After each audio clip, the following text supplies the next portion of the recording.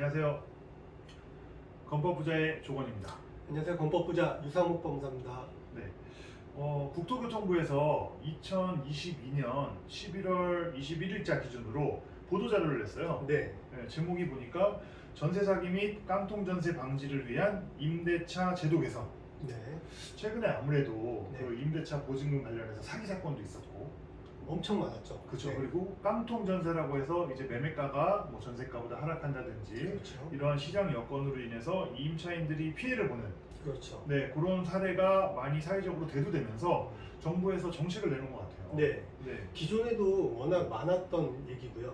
전세 사기, 깡통 전세. 네. 근데 요즘 더 우려되는 건 음. 요즘 또 아파트 가격이나 이런 가격이 더 조정을 하락하고 받고 있죠. 네, 그렇죠. 하락하고 있으니까 예전에는 깡통 전세가 아니었던 것도 이제는 깡통 전세가 될 위험성이 있는 상황인 것 그렇죠. 같아요. 네. 그래서 거기에 대한 그 대책으로 이제 정부가 이런 보도자료하고 네. 정책을 내놓은 것 같은데 네. 주요 내용을 한번 살펴보니까 네.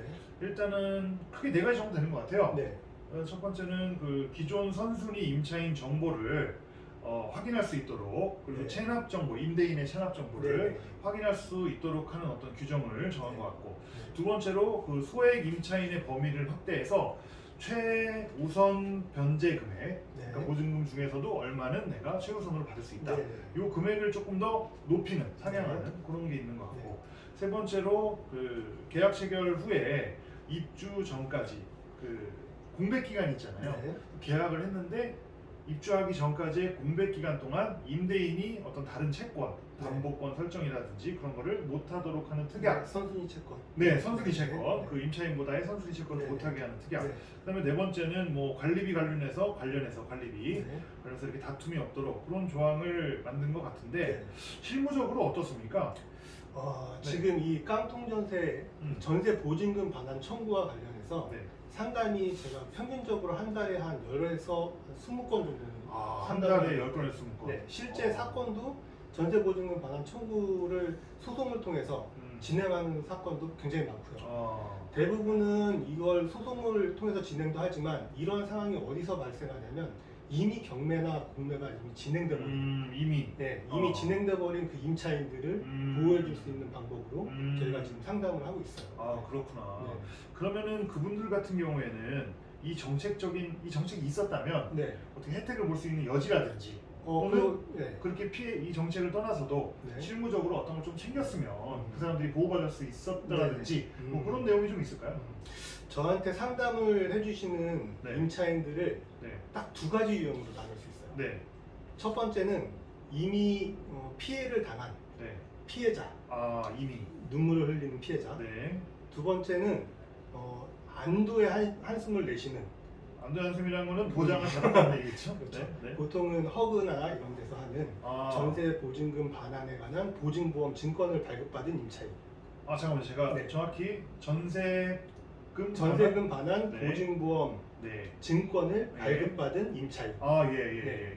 그래서 보증보험료를 네. 그러니까 보증을 받았으니까 네. 실제로 자신의 보증금은 확보가 됐죠. 단골 미연에 이제 가입을 했으면은 보증금 확보를 할 수 그렇죠, 있었던. 그렇죠. 네. 네, 그래서 이러한 보증금의 반환을 안전하게 담보하기 위해서 보증보험공사나 이런 데서 보증보험 증권을 이미 발급받아 놨어요. 그럼 두 가지 부류인데 한 네. 번째는 이제 피해를 입게 생긴 사람. 네. 이미 피해를 입은 사람. 입은 사람이고 두 번째는 그런 상황이 왔지만 네. 예비를 해가지고 그렇죠. 대비를 해가지고 그렇죠. 피해를 안 볼 수 있는 그런 그렇죠. 상황. 그렇죠. 근데 그런 사람들이 상담을 온다. 그렇죠. 둘 중에 하나예요. 둘 중에 그래서 하나다. 네. 네. 피해를 본 사람은 자신의 그 보증금을 최대한 그래도 회수를 할 수 있는 방법을 저희한테 묻는 거고요. 네. 그다음에 보증보험 증권을 발급받은 임차인들은 그 보증보험 증권을 청구하기 위해서 보증공사에 청구하기 행사하기 위해서. 네, 행사하기 위해서 그 몇 가지 법적 절차가 있어요. 음. 의사표시의 공시송달이라든지 뭐 이런 것들을 법무사에게 아, 대행 의뢰를 네, 하는 네, 거죠. 아, 그렇구나. 근데 그 보증보험 증권 굉장히 좀 중요한 것 같아요. 네. 그래서 전세를 계약할 때 이런 걸 좀 의무적으로 했으면 좋겠는데 기존까지 의무가 아니었습니까? 이게? 그렇죠. 의무가 아니었고요. 의무가 네. 아니었고 그러면 계약 조건 때 내가 이거를 합시다. 그렇죠. 이렇게 했어요. 임대인과 동의가 돼서 동의가 필요합니까? 그렇죠. 동의가 안 되면 임대인과 동의가 안 되면 그 계약을 체결하지 못하는 거죠. 아, 못하는 거구나. 네, 아, 그렇죠. 그러니까 그런 조건으로 네. 계약을 체결하는 게 참 중요했겠네요. 그 그렇죠. 당시에. 네. 그러면은 그 보증보험 증권은 어디서 가입을 합니까? 보통 우리 그 주택도시보증공사 허그라고 말하는 네, 허그라고 네. 말하는 네, 주택보증공사. 거기서도 하고 한국주택금융공사 아, 한국주택금융공사. 아니면 서울보증보험증권. 그러니까 다양한 기관에서 하는군요. 네네. 근데 뭐 보증 한도나 보증률이 조금씩 차이가 있긴 하지만 네, 알아보시면 자기한테 보증 가장 적합한 곳을 찾아서 진행을 하시면 될 것 같아요. 아, 보증료도 차이가 있고. 네네. 그러면 이런 보증에 대한 이야기는 이미 이제 있었던 내용인데 그렇죠. 그거를 하느냐 안 하느냐는 그 계약 당시에 어떤 임차인의 임대인과의 어떤 협의 그렇죠. 또 이걸 네. 알아서 챙기는 사람이 있고 또 못 네. 챙겼을 수도 있고. 네, 그렇죠. 네. 그럼 요번에 나온 대책 이거는 요번에 나온 대책은 제가 보기에는 네. 그 아까 두 가지 유형이 있다고 했잖아요. 네, 그 유형 중에 진짜 눈물의 피해자, 네. 그 눈물의 피해자를 보호하기 위한 대책인 것 같아요. 그럼 유효한 대책이겠네요. 네네. 네네네. 그래서 아까 제가 그 주요 내용, 내용 네 가지를 한번 요약해서 말씀을 드렸는데 거기에 대해서 한번 말씀을 한번 해주시겠어요? 보통 우리 지금 가장 그 첫 번째 얘기가 선순위 임차인 정보 및 체납 정보 확인권 신설. 네. 제가 처음에 말씀드렸는데 우리 이 임차인들 피해자의 임차인들은 어디서 보통 피해가 발생하냐면 네. 경공매 절차에서 이미 피해가 발생해요. 네. 이미 갈 때까지 간 거 아닙니까? 그 정도면 상황이. 그렇죠. 네. 네. 그래서 경공매가 보통 선순위 임차인들이 있는데도 불구하고 네. 그 이제 보증금의 반환이나 이런 부분이 음. 이미 걸림돌이 생겨버린 거죠. 네네네. 경공매 절차로 들어간 거니까 음. 거기서 자신이 보호받으려면 내 보증금이 이 건물 담보 물건에서 네. 네. 이 내 보증금이 보호가 되고 있느냐 여부를 일단 알아야 되잖아요. 그렇죠. 계약할 때.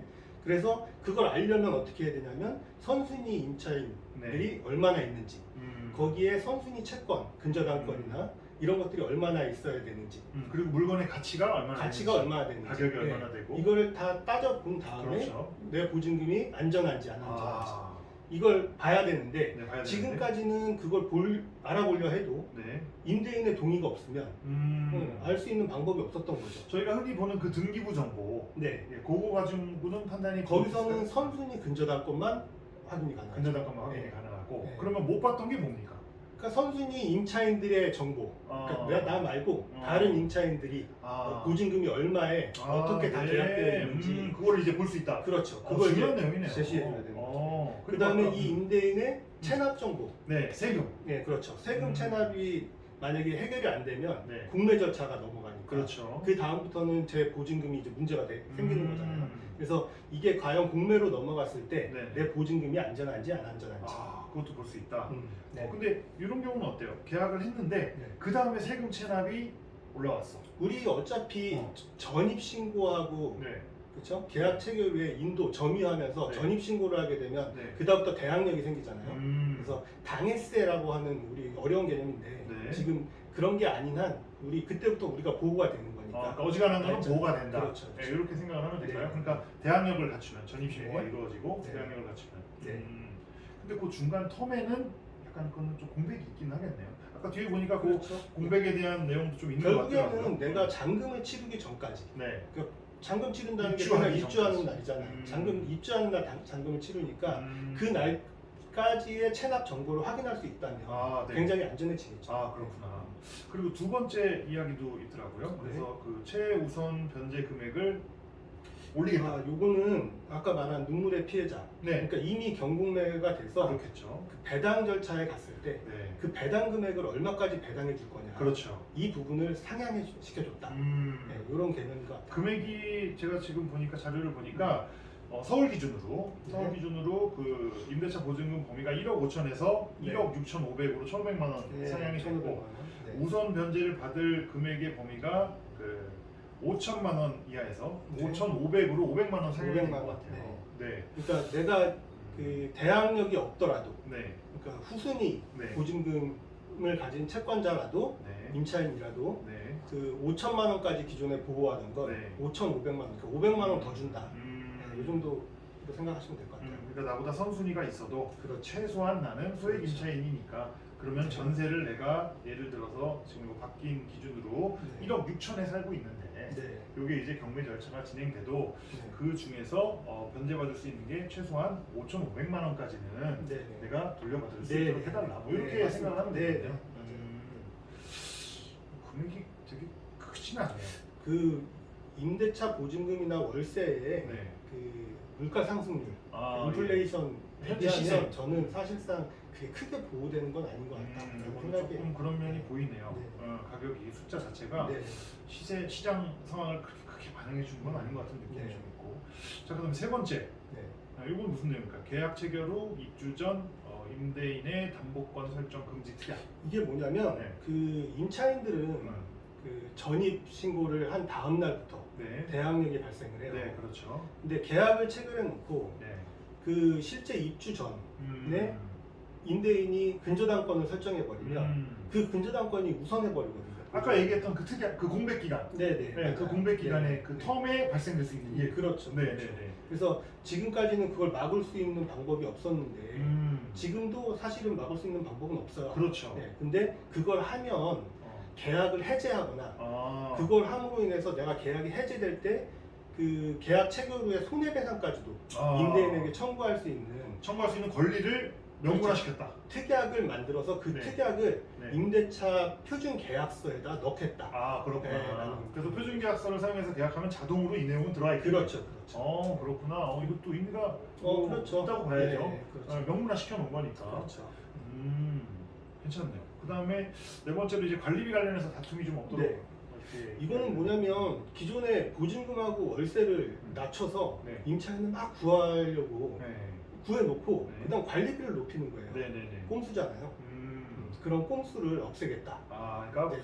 월세는 보증금은 그렇고 월세는 좀 낮췄는데 네. 알고 보니 관리비를 높여서 네, 실질적인 월세를 더 많이 받는 그런 임대인. 그렇죠. 그렇죠. 네. 그런 거에 대한 방지를 할 수 있도록 네.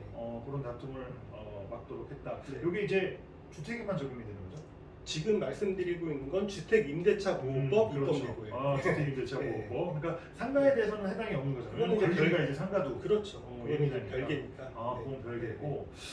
전체적으로 봤을 때 뭐 최우선 변제 금액이 약간 시장이랑 안 맞는다는 느낌 말고는 네.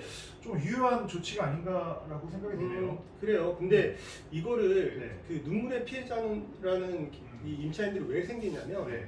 결국엔 임대차 계약을 체결할 때 네네. 그 사람들 말을 믿은 거예요.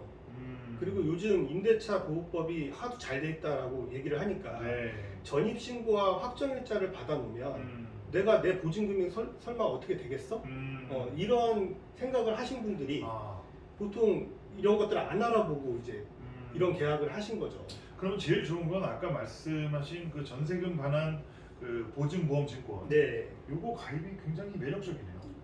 저는 그러니까 이 일은 네. 이러한 대비책도 좋지만 네. 결국에는 그 보증보험 네.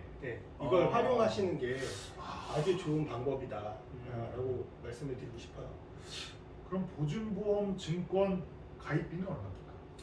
아마 한 이렇게 말씀드리면 안 되죠. 네, 럭하게. 아마 그 0.15% 이 정도 될 거예요. 네. 0.15%. 우리 그 계약 금액의 0.15% 정도. 그래서 대략 한 1억 원 정도에 한 50만 원에서 60만 원 정도. 아니 저 1.5%면은 0.15%? 0.15%면 1억에 15만 원 아닙니까? 그런가요? 네. 1억에 1%가 100만 원 아니에요? 그래요? 그러니까 0.15면은 계산 좀 해보겠습니다. 네. 예. 산수는 약하신 걸로? 아니요. 알겠습니다. 네. 참 좋은 정보인 것 같아요. 그래서 이렇게 네. 미리 이런 정책도 중요하고 이것도 뭐 유효하긴 하지만 그것보다 제일 중요한 거는 이런 보증보험이라든지 네. 이런 걸 가입함으로써 미연에 이렇게 방지할 수 있는 어떤 상식과 지식이 좀 있으면 좋겠고 네네네. 그런 거를 시청하시는 분들이 아셔서 챙길 네. 수 있도록 그게 중요하겠네요. 네, 맞아요. 네. 그래요. 오늘 좋은 말씀 감사하고요. 네. 네, 앞으로도 또 이런 좋은 정보 네. 부탁드리겠습니다. 감사합니다. 네, 그럼 오늘은 여기서 마치도록 할까요? 네. 네, 고맙습니다.